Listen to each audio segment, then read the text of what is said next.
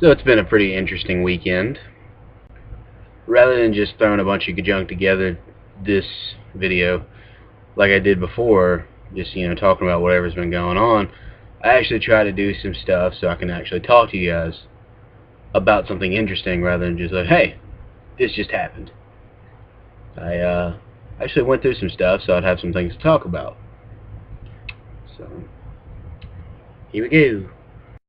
After having my first official week of school, I came home ready to do a bunch of stuff this weekend and make a video. Well, I'm not that ready for the video, but hey, the show must go on. So, the main thing I did this weekend, and it took a good bit of time to do, is I read a comic book series that I'm actually going to tell you what it is this time, because I don't think it's as big as some of the other things I read.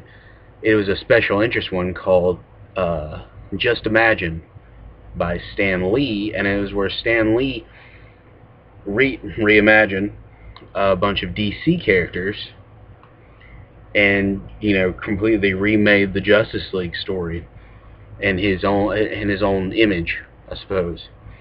And it's crazy. I mean, Superman is just not that smart. He didn't come to Earth as a baby. He came as an adult, and he's just trying to get back. Batman went to prison and buffed up and read a bunch of books while he was there, and that's what made him Batman. And this may be kind of funny for some of you. Robin's legal actual name, like on his birth certificates, is actually Robin. If that sounds familiar to any of you, I thought that was kind of funny. Catwoman's a hero, not just a hero villain, hero villain, hero villain. She's actually a hero. Crazy stuff like that. Wonder Woman is from Peru. It's crazy. But I got it a long time ago, and I hadn't read it yet, just because I'd been putting it off.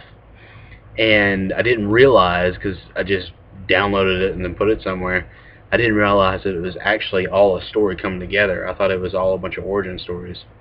But it all comes together into a Justice League, and then an extended Justice League, and then a Final Crisis, I thought that was pretty interesting.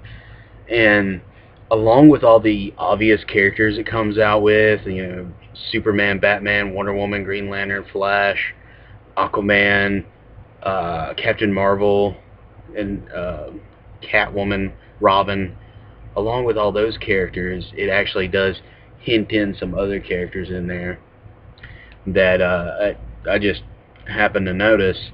And there's different jokes about names that aren't even the actual names, and it's great because they're from DC and from Marvel both, and it's really something fun to read if you're just a comic book fan of both DC and Marvel, especially if you're a Stan Lee fan, because he has all these little annotations in there.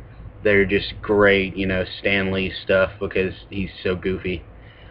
And I really suggest it to anyone that's a fan of both DC and Marvel to read it. It's 13 issues long, and each one of them is about 40 or 50 pages. It's long, but it's good. You don't read it all in 2 days like I did. Take your time with it.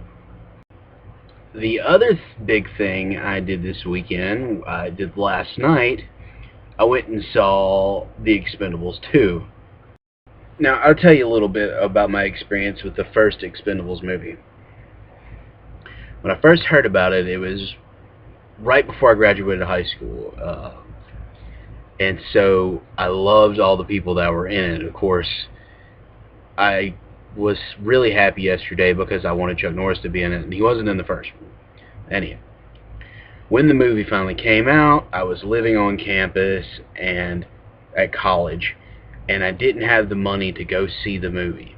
So I ended up watching it later on, and I watched it on a computer, bad quality, wasn't fun. And it wasn't living up to what I expected it to be, because The Expendables advertised itself to be a big, crazy, explosions and bullets kind of thing. And it really was.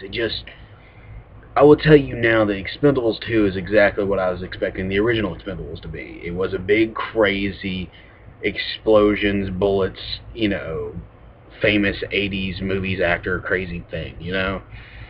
And so, Expendables 2 was everything I was expecting with the original Expendables movie. And I'm really big into the Eastern European villains, too. So having John Claude, I almost said Rob Van Dam. I used to be into wrestling, but having John Claude Van Damme as the villain, being a guy that is Eastern European, really made it for me because that's what I was expecting with the first one, and then they ended up having South American stuff or wherever it was. I haven't seen the first one in a while, but it was on an island. I remember that. And so I really enjoyed this movie, and especially because Bruce Willis and Arnold Schwarzenegger are actually in there destroying people, and then Chuck Norris is like the best guy ever, just coming in out of nowhere all of a sudden and just destroying 20 people in one shot, And so it was everything I was hoping for it to be. And don't get me wrong, I did like the first Expendables movie. It just wasn't what I was expecting. Sometimes you get really hyped up for something thinking it's going to be the best thing ever, and it ends up being just good, and it doesn't seem as good by comparison to what you were expecting. And that actually happens to me a lot. So sometimes I'm upset with certain movies and stuff, not because they weren't good, just because they weren't as good as I expected them to be. I was really wanting to incorporate some stuff about the new game I bought. I say it's a new game. It's an older game, but I just now got it. Everyone knows Dead Space. And I've never really played such deep horror games before. I never really got to play Resident Evil games or anything like that. And so I was really wanting to know what it would be like for me to play a horror game, especially a sci-fi horror game. That's just double for me. And so I thought I would be able to put up some stuff on here about my experience with that, and I only got to play about 20 minutes of it the other day. I've been busy reading comic books and, going to see movies and stuff. So I'll probably have more about that in the next episode. And, I mean, it's an old game, but I take things in differently from other people, obviously. I did get to play some Gunstar Heroes the other day, which is a game that I should have played a long time ago. That was what I took from it when I first played it. I didn't do a lot of gaming till a few years ago, so now I just went crazy with emulators a few months ago. I got a bunch of them, and so my new thing right now on the emulators is Gunstar Heroes, and I did play that a little bit the other day, and until I got hand cramps. If you've ever played Gunstar Heroes. And so I think I made it almost to the end of the stage 2, and then I got hand cramps, I had to go to bed, all that stuff. But I will play a little bit more of that, and have my reactions to that. Anyway, the video is getting kind of long now, and I don't want to make these too long because I know I'm really annoying. But as always, like this video, subscribe to Dr. Wayner, and go to Twitter. And I did say in my intro video that if someone I knew commented on one of my videos, that I would plug their Twitter name. So this week I have 2 Twitter names. Of course, the first one is mine, at Wayner Little, and the second one is a friend of mine, at Love and Mirrors. So follow us both, would you please? And see you again soon.